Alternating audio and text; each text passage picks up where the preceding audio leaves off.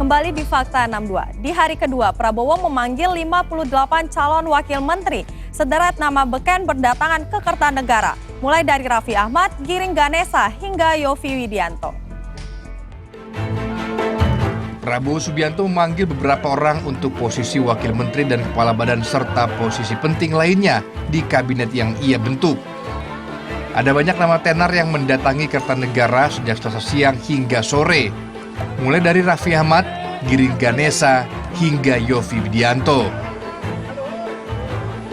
Hari ini saya juga dipanggil oleh Bapak Presiden terpilih, Bapak Prabowo Subianto, untuk diminta sama-sama membantu beliau. Pastinya kalau saya dalam bidang yang memang saya kuasai, kira-kira di generasi muda, badan kreatif, dan juga pekerja seni kurang lebih itu.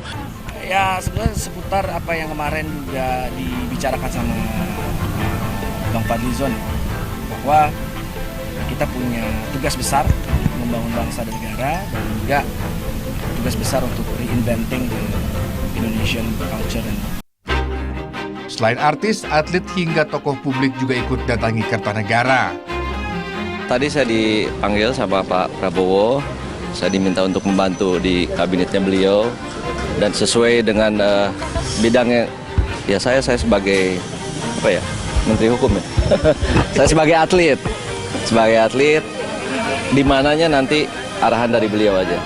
Katanya beliau ya, suatu institusi setingkat menteri, gitu.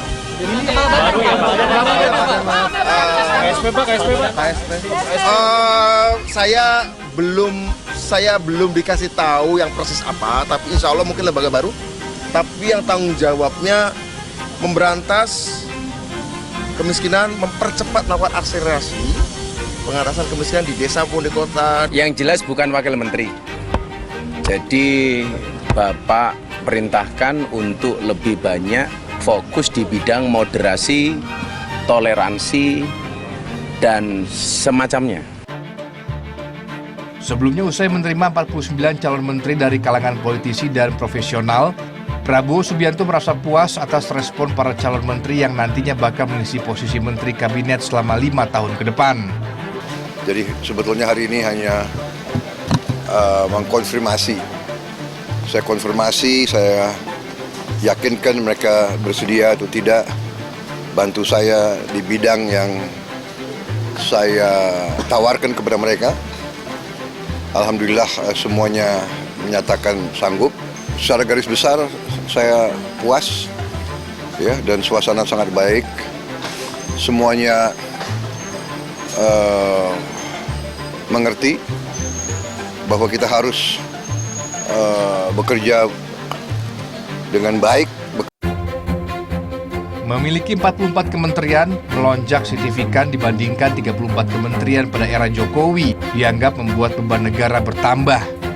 Ini terbukti dari anggaran belanja kementerian tahun 2025 yang meningkat menjadi 1.160 triliun rupiah, yang sebelumnya 1.090 triliun rupiah per tahun 2024. Belum lagi soal potensi menciptakan tumpang tindih kewenangan.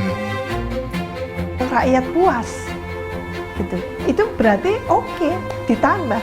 Tapi kalau rakyat tidak puas hanya memberikan semacam timpalan kalau eksekutifnya tambah, gitu ya, diperluas kabinetnya, maka sini juga harus diperluas dong, kan ya. Nanti bagaimana kemitraannya? Jadi ini pula yang menurut saya kita membesarkan budget-budget yang sebetulnya tidak diperlukan. Kementerian Gemuk dinilai tak sejalan dengan semangat reformasi birokrasi yang selama ini gencar dikampanyekan pemerintahan.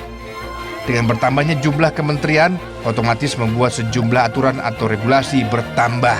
Rendianto melaporkan untuk NET.